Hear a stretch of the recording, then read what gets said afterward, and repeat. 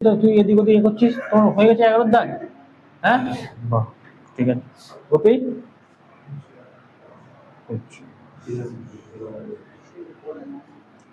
এক ব্যবসায়ী বছরের প্রথমে ব্যবসা শুরু করার 4 মাস ও 6 মাস ও 8 মাস পরে আরো 3 জন অংশীদার নিলেন।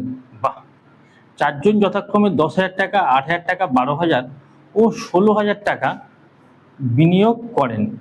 বছরের শেষে কত টাকা? তাহলে দেখো, আগে 3 জন ব্যক্তি ছিল, এখন 4 জন ব্যক্তি হয়ে গেল। তাহলে প্রথম ব্যক্তি, দ্বিতীয় ব্যক্তি, তৃতীয় ব্যক্তি আর চতুর্থ ব্যক্তি। বলছে প্রথম ব্যবসায়ী শুরু করার পর 4 মাস পরে, তাহলে 4 মাস পরে তাহলে প্রথম ব্যক্তি ক টাকা ইনকাম? সে প্রথম থেকেই আছে 10,000 টাকা। এদিকে টাকা গল্প নয় কিন্তু, 10,000 টাকা 12 মাসের জন্য। তারপরে 10,000 টাকা ক মাসের জন্য? সোজা লিখে নাও একবার, 10,000 টাকা 12 মাসের জন্য। তারপরের ব্যক্তি ক টাকা বিনিয়োগ করে? 8,000 টাকা ক মাসের জন্য? এ 4 মাস পরে যোগ দেয়, তাহলে নিশ্চয়ই 8 মাসের জন্য। আর তারপরের ব্যক্তি ক টাকা? 12,000 টাকা। এ 6 মাস পরে যোগ দেয়, তাহলে নিশ্চয়ই 6 মাসের জন্য। আর তারপরের ব্যক্তি ক টাকা করে? 16,000 টাকা।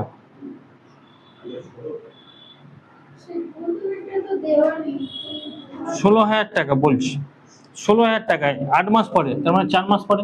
হ্যাঁ, বলছে এক ব্যবসায়ী শহরের প্রথমে ব্যবসা শুরু করে। ব্যবসাটা শুরু করে কে? ধরে নয় এক ব্যবসায়ী। এ ব্যবসায়ী শুরু করার পর আবার 3 জন ব্যক্তি যোগ দেয়। তাহলে শুরু তো এই বছরের প্রথম থেকে শুরু করবে, শুরুটা তাহলে এ প্রথম শুরু করে মানে পুরো বছরই খাটে, 12 মাস খাটে। কিন্তু বলছে তারপরের জন 4 মাস পরে, তাহলে 12 মাসের থেকে 4 মাস বাদ দিলে আর ক মাস খাটবে তার টাকাটা? 8 মাস। তারপরের মাস জন 6 মাস পরে, তাহলে 6 মাস বাদ দিলে আর ক মাস থাকে? 6 মাস। তারপরের জন 8 মাস পরে, তাহলে 8 মাস বাদ দিলে আর ক মাস থাকে? 4 মাস। হয়ে গেল। এদের অনুপাত বের করে নাও। বছরের শেষে ক টাকা লাভ হয়? 8,000 টাকা। কত লাভ হয়? 8,000 টাকা। তাহলে এদের অনুপাত বের করতে হবে। সব কমন সংখ্যাগুলো কেটে দাও, 3টে শূন্য সব কি কেটে গেল। 4 দিয়ে কাটো, 4 1 4, 3 4 12, আর 4 2 8, 3 4 12। আর কি কাটাকুটি যাবে? হ্যাঁ, 2 দিয়ে কাটাকুটি যাবে। 2 দিয়ে কাটলে 8 2 16, 2 দিয়ে কাটলে 3 2 6, 2 দিয়ে কাটলে 4 2 8, আর 2 দিয়ে কাটলে 5 2 10। এই হয়েছে, আর কিচ্ছু কাটাকুটি যাচ্ছে না, তাই তো? 3 5 কত?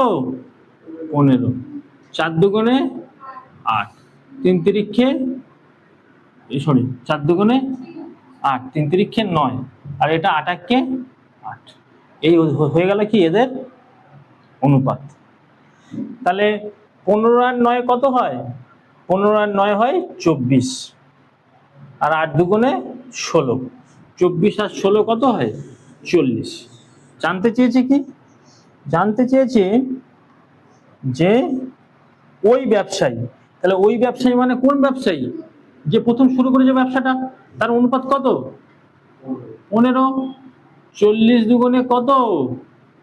80, 15 দুগুণে 30, আর দুটো শূন্য। তাহলে ক টাকা ব্যবসায়ীটা লাভ করবে? 3,000 টাকা। হয়ে গেল অঙ্ক। একটু ভেবে চিনতে ধীরে সুস্থে যদি করা যায়। 12 দাগ বলো।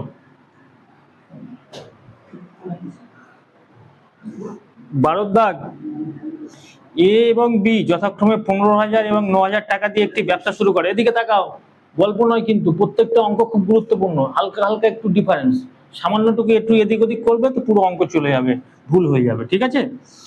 এ এবং বি, এ আর বি। এ ক টাকা ইনভেস্ট করে? 15,000। একটা অঙ্ক তো ভালো করে দেখার চেষ্টা করো। বি ক টাকা ইনভেস্ট করে?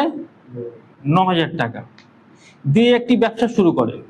বি দেখাশোনার জন্য লাভের 10% পাবে ঠিক হয়, বাকি টাকা লাভ্যাংশের অনুপাতে ভাগ হবে, ব্যবসাতে এত টাকা লাভ হলে এ কত টাকা পাবে। ঠিক আছে, তাহলে এদের অনুপাত কত হলো? 3টে শূন্য কেটে গেল, আর 3 দিয়ে কাটলে 3 5 15 আর 3 3 9, তাহলে 5:3 এদের অনুপাত হয়ে গেল। এখন বলছে যে অনুপাতে ব্যবসাতে কত টাকা লাভ হয়েছে? ব্যবসাতে লাভ হয়েছে ক টাকা? 8,000 টাকা। কিন্তু বলে দিয়েছে যে এ কোনো দেখাশোনা করবে না, তাই লাভের টাকার প্রথম 10%ই বি কিন্তু আগে অলরেডি পেয়ে যাবে। ঠিক আছে, তাহলে লাভ হয়েছে ক টাকা?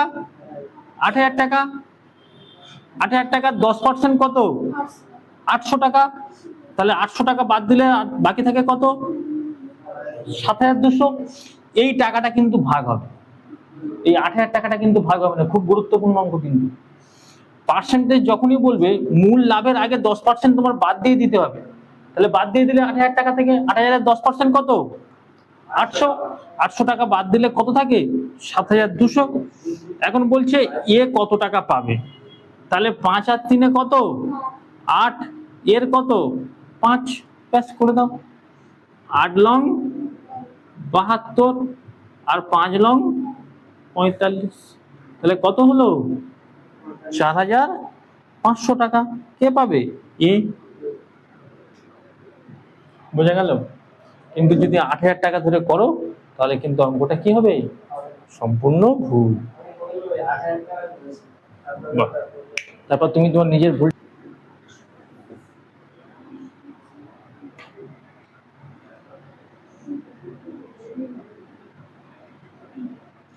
13 দাগের অঙ্ক।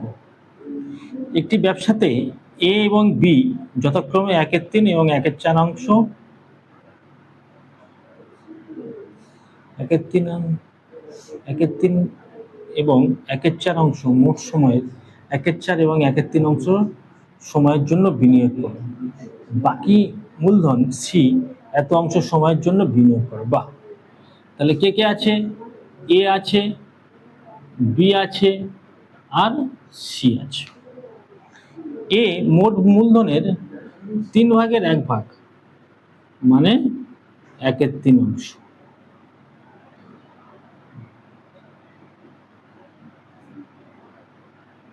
এবং বি করে 1/4 অংশ। আর এর সময় কত? এ 1/4 সময়ের জন্য করে, আর এ 1/3 সময়ের জন্য করে। সি করে 1/2 অংশ সময়ের জন্য, 2/1 সময়ের জন্য। তাহলে সির মূলধনটাকে কত বলো? সির মূলধনটা কত? সির মূলধন হচ্ছে 5/12। এই 5/12টা কোথায় গেলে বোঝা গেল? বোঝা গেল না যায়নি? ধরে নাও একটা মূল অংশ এর হচ্ছে এ কত পায়? এ কত হয়? 1/3। বি কত করে? 1/4।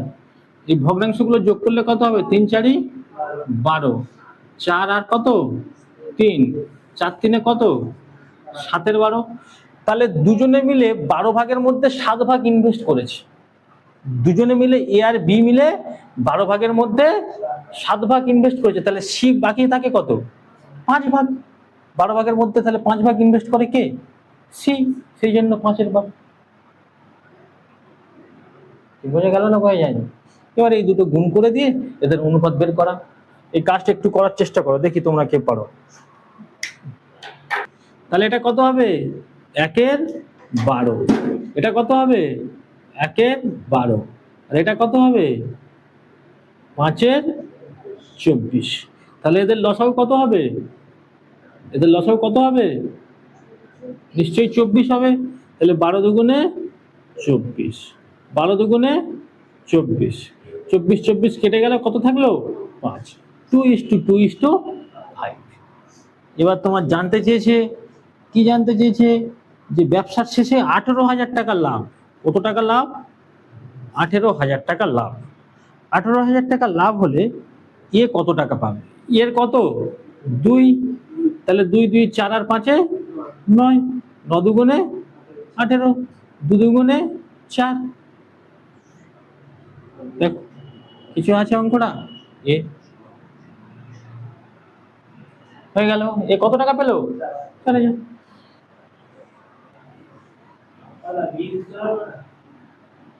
করেছো তো? করে বলছো তো?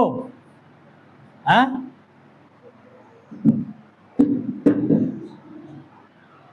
অঙ্ক ভালো করে করে টোরে করেছো? করে টোরে বলো।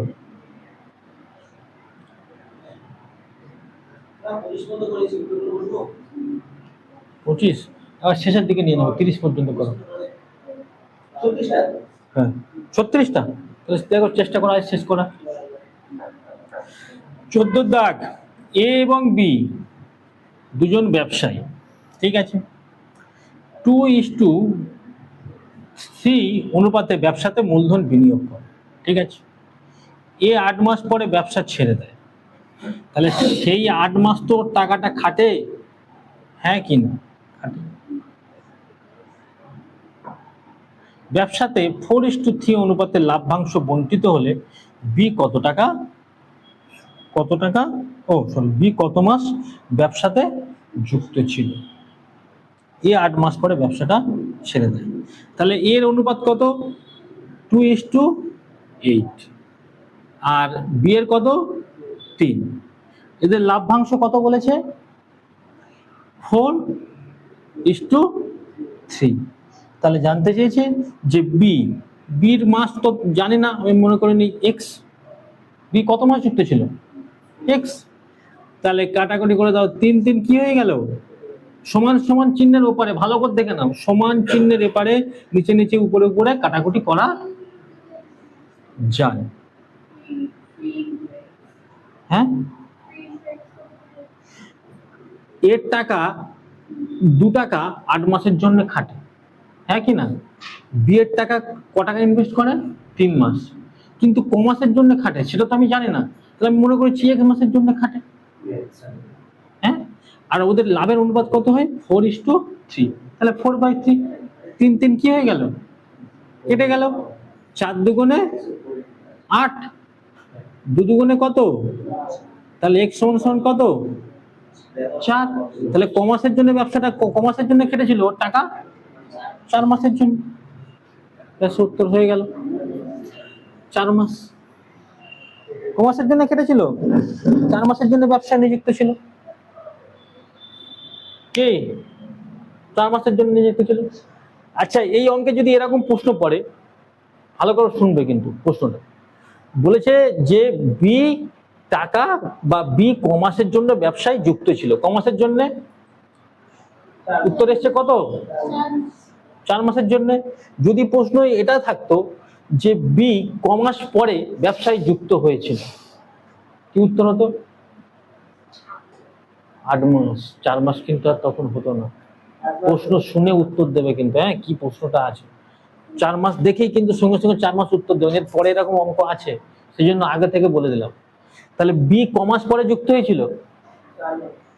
4 মাস। কেন 4 মাস? তো টাকাটা খাটে, টোটাল তো 12 মাস, তাহলে 12 থেকে 4 বাদ দিলে 8, নিশ্চয়ই 8 মাস পরে তারপর সে ব্যবসায় যুক্ত হয়েছিল, তারপরে তো তার টাকাটা 4 মাস খাটবে। বোঝা যাচ্ছে?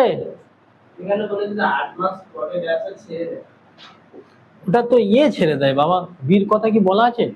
তোমার তো জানতে চেয়েছে বীর কথা, এটা তো এর বলা আছে। বীর জানতে যে বীর ক মাস খাটে? 4 মাস।